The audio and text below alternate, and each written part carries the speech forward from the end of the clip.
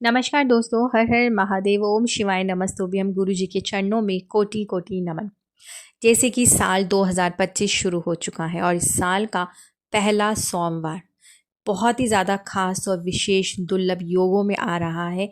ये सोमवार तिथि, अगर आप इस सोमवार के दिन कर लेते हैं मात्र यह दो छोटे से उपाय, तो पूरे साल भर आपके ऊपर देवादिदेव महादेव की विशेष कृपा आपको प्राप्त होगी। जीवन के समस्त कष्ट और विघ्न बाधाएं महादेव स्वयं दूर करेंगे।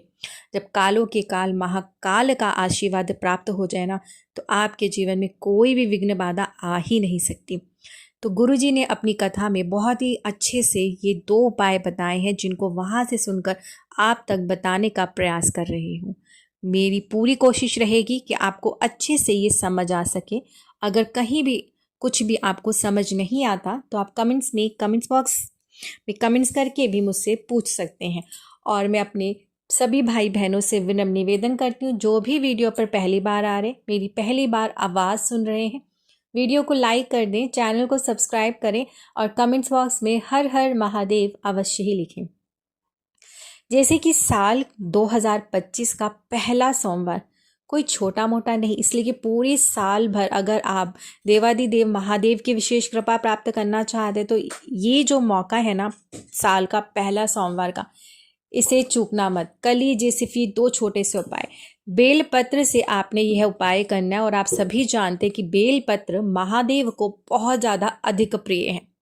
आपको बेलपत्र चाहिए, अगर आपको ना मिले तो मंदिर में अगर चढ़े हुए बेलपत्र हो तो आप उन्हें भी उठाकर धोकर और फिर से उन्हें इस्तेमाल कर सकते हैं। तो सबसे पहला जो उपाय होगा उसे चलिए जान लेते हैं, समझ लेते हैं किस प्रकार से आपने यह उपाय करना है। तो इसके लिए सबसे पहले आपको 1 चम्मच शहद चाहिए, सिर्फ 1 ही चम्मच, मतलब थोड़ा सा ही शहद चाहिए, ज़्यादा नहीं चाहिए। लाल चंदन चाहिए सूखा, और पीला चंदन चाहिए। जब हम लाल चंदन का प्रयोग करते हैं तो जीवन में हमें मान सम्मान प्रतिष्ठा प्राप्त होती है, और जब पीले चंदन का कोई भी उपाय किया जाता है तो आपके धन और सौभाग्य में वो वृद्धि लेकर आता है, और शहद तो आपके जीवन में मधुरता बन जाता है। तो ये तीनों चीज़ें आपने लेनी है। 1 बेलपत्र चाहिए और 1 पात्र में आपको जल लेना है, शुद्ध जल ले लीजिए। मगर जब भी हम जल से अभिषेक करेंगे महादेव का, तो उसमें गंगा जल की कुछ बूंदें होना बहुत ही ज़्यादा अनिवार्य होती हैं। तो कुछ बूंदें गंगा जल के उस जल में ज़रूर मिला लीजिए। तो चलिए, जैसे कि लाल चंदन ले लिया है, पीला चंदन ले लिया, और साथ में 1 बेलपत्र लिया, और थोड़ा सा ही सिर्फ शहद चाहिए। ये सारी चीज़ें लेकर आपने चले जाना है शिव मंदिर। अब ये भी ध्यान रखने वाली बात है कि यह उपाय किस समय किया जाएगा, सुबह या शाम। तो मैं आपको बता दूं, यह उपाय आप अपने हिसाब से देख लीजिए। अगर आपको सुबह समय मिले तो सुबह कर लीजिए, अगर शाम को मिले प्रदोष काल में तो भी आप यह उपाय कर सकते हैं। कहने का मतलब यह है कि ये उपाय सुबह से लेकर शाम तक किया जा सकता है। तो चलिए आगे बढ़ते हैं। अब आप चले जाइए शिव मंदिर। आपकी जो भी मनोकामना, जो भी इच्छा है, जिसे आप चाहते हैं कि पूर्ण हो जाए, वैसी मनोकामना इच्छा बोलते हुए आपने पहले इस गंगा जल से क्या करना है, बेलपत्र को साफ कर लेना। अगर आप स्वयं अपने घर से ले गए हैं तो अच्छी बात है, अगर आप मंदिर से लेकर इस्तेमाल करें तो कर सकते हैं। उसे साफ कर लीजिए। अब बेलपत्र में 3 पत्तियां होती हैं, मगर ध्यान रखिएगा कि बेलपत्र कटा पिटा नहीं होना चाहिए, साफ सुथरा हो। और इसके जो चिकने की तरफ आपने ऊपर वाले पत्ते पर लाल चंदन लगाना है, अपनी मनोकामना बोलते हुए, और फिर लाल चंदन की एक बिंदी लगा दीजिए बड़ी सी, और फिर पीला चंदन घोलकर आपने नीचे की जो 2 पत्तियां होंगी उस पे पीले चंदन की एक एक बिंदी आपने लगानी है। इसके बाद आपने जो शहद लिया है वो शहद भी इसी पत्तों के ऊपर, तीनों पत्तों पे आपने हल्का हल्का सा एक एक बिंदी लगा देना है। उसके बाद आपने करना क्या है, अपनी मनोकामना, अपना नाम, अपना गोत्र बोलते हुए ओम शिवाय नमस्तुभ्यम मंत्र का उच्चारण करते हुए यह जो बेलपत्र है वो आपने माता अशोक सुंदरी के स्थान पर चढ़ा देना है। ध्यान रखिएगा, जो बेलपत्र की डंडी होगी वो आपके तरफ होगी जलाधारी के स्थान पर, और ये जो बाकी होगा वो आपने माता अशोक सुंदरी के स्थान पर, जो कि शिवलिंग पर होता है, वहां पर अपनी मनोकामना बोलते हुए अर्पण कर देनी है। इस तरह से अर्पण करने के बाद आपने जो जल लिया हुआ है उस जल को लेकर आपने अपना मुख उत्तर दिशा की तरफ करके खड़े हो जाना है और उस जल से महादेव का जल अभिषेक करना है और आपने ओम शिवाय नमस्तुभ्यम मंत्र का उच्चारण करते जाना है।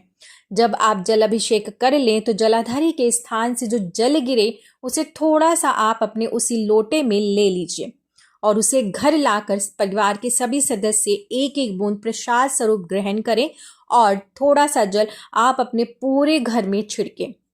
इस तरह से करने से आपके घर की जो भी बुरी शक्तियां हैं, जो भी नेगेटिविटी हैं, वो सारी दूर होगी। आपके घर में सुख समृद्धि का वास होगा। आपके ऊपर महादेव की विशेष कृपा होगी। इस तरह से अगर कम से कम 7 सोमवार आप यह उपाय करते हैं तो आपके जीवन में 2025 में सिर्फ और सिर्फ खुशियां होंगी और देवादिदेव महादेव की विशेष कृपा और आशीर्वाद आपको प्राप्त होगा। चलिए आगे बढ़ते हैं अपने दूसरे खास विशेष उपाय की तरफ। सौभाग्य में वृद्धि, धन में वृद्धि करना चाहते हैं तो आपको इसके लिए 1 कटोरी दूध चाहिए। जब आप दूध लेंगे तो उस दूध में आपने जल नहीं मिलाना है, आपने प्योर मतलब दूध लेना है। गाय का शुद्ध दूध लेके आए आप और इसे कटोरी में ले ले। इसके लिए भी आपको 5 बेल पत्र चाहिए। 5 बेल पत्र हो, कटे पिटे नहीं होने चाहिए। गंगा जल से इन्हें साफ कर लीजिए। अगर आपको ना मिले बेल पत्र तो आप मंदिर में चढ़े हुए बेल पत्र भी ले सकते हैं। अब ये भी प्रश्न है कि यह उपाय किस समय किया जाएगा, तो ये भी उपाय आप सुबह से लेकर शाम तक किसी भी समय में कर सकते हैं। सुबह कर लीजिए, नहीं तो आप प्रदोष काल में भी इस उपाय को किया जा सकता है। ये आपके सुख और सौभाग्य में वृद्धि लेकर आएगा, माँ लक्ष्मी को प्रसन्न करेगा और आपके धन में भी वृद्धि होगी, आपके कारोबार में भी वृद्धि होगी। तो इसके लिए आपको दूध चाहिए। दूध में आपने जो 5 बेलपत्र लिए हैं उन्हें आपने डाल देने हैं। मतलब कि आप बेलपत्र जो लेंगे उसी दूध वाले पात्र में ही रख लेंगे। 1 लोटा जल शुद्ध आप लेकर जाएंगे घर से और उसमें गंगा जल की कुछ बूंदें भी अवश्य ही मिलाएंगे। इसके बाद चले जाना है आपको शिव मंदिर और वहां जाकर आपने करना क्या है, 1-1 बेलपत्र आप जैसे कि दूध में जब आपने भिगोया, जब आप उसे उठाएंगे तो उसमें से दूध बेलपत्र से गिरेगा, तो सीधा आपने उठाते ही वो महादेव के ऊपर जो दूध गिरेगा उसके छींटे दे दीजिए और बाद में अपना नाम और गोत्र बोलते हुए यह बेलपत्र आपने माता अशोक सुंदरी के स्थान पर अर्पण कर देना है। मतलब कि जो डंडी होगी वो जलाधारी की तरफ होगी और जो पत्ता है वो आपने माता अशोक सुंदरी के स्थान पर अर्पण करना है। इस तरह से आपने 1 बेलपत्र अर्पण किया। अब दूसरा बेलपत्र भी आप दूध की कटोरी से उठाएं और उसमें से जब दूध गिरने, जैसे भी आप कोई भी पत्ता डालेंगे दूध में तो दूध तो गिरेगा ही ना उसमें से, तो आप पत्ता उठाएं और उसमें से जो दूध की कुछ बूंदें गिरे वो महादेव के ऊपर छिड़कनी है और फिर उठाकर आपने वो बेलपत्र आपने माता अशोक सुंदरी के स्थान पे अपना नाम और गोत्र बोलते हुए अर्पण करना है। इस तरह से 5 बेलपत्र आपने यही प्रक्रिया कर माता अशोक सुंदरी के स्थान पे अर्पण करना है। अब जो आपकी कटोरी में दूध बच जाएगा उसका क्या करेंगे, उस दूध को आपने उठाकर ओम शिवाय नमस्तुभ्यम बोलते हुए महादेव के ऊपर ही अर्पण कर देना है बचे हुए दूध को। उसके बाद जो जल लिया है उस जल से महादेव का जल अभिषेक करेंगे और जब जलाधारी के स्थान से थोड़ा सा जल गिरे तो उस जल को आप अपने उस लोटे, उस पात्र में भर लें थोड़ा सा और उसे घर लाकर पूरे घर में उसका छिड़काव करें। मुख्य दरवाजे पे विशेष कर इसका छिड़काव करें। इस तरह से करने से आपके घर में सुख समृद्धि में बरकत होगी। आपके व्यापार स्थल में भी आप इसका छिड़काव कर सकते हैं जिससे कि आपके दुकान में, व्यापार में भी वृद्धि होगी और आपके घर का जो पितृदोष होगा वो भी दूर होगा। तो ये 2 छोटे से उपाय कल के दिन जरूर करें, इसलिए कि साल का पहला सोमवार है जो कि आपके लिए महादेव की विशेष कृपा प्राप्त करने का विशेष मौका है। चूकिएगा बिल्कुल भी मत। कमेंट्स बॉक्स में ओम शिवाय नमस्तुभ्यम हर हर महादेव जरूर लिखिए। आप सबके ऊपर, आप सबके पूरे परिवार पर महादेव की विशेष कृपा सदैव बनी रहे। हर हर महादेव।